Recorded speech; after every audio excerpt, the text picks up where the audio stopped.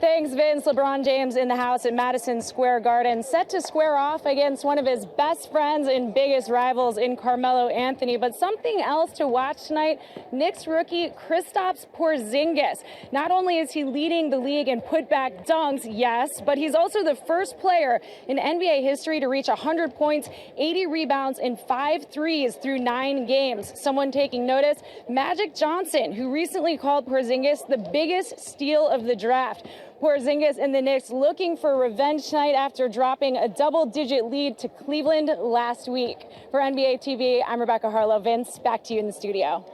Rebecca, thank you so much for that report. Appreciate it. So we'll pick it up with the zinger, he of the putback dunks, and much scrutiny, Grant, coming into the league. Yeah, a lot of scrutiny.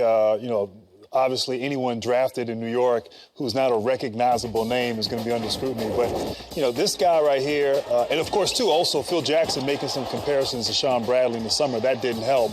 But I love his toughness, his Sean Kemp-like tip-in dunks. Okay, not quite Sean Kemp. But he's a Rain Man now. Oh, my goodness. Porzingis leads all rookies in rebound rate. Offensive rebounding percentage is 6th in the NBA. I love that about him, his aggressiveness, his skill on the offensive end. But the fact that he's going to get in there and mix it up and be tough and play tough and really kind of, disprove, I guess, the theory of a European player, the stereotype that many years ago.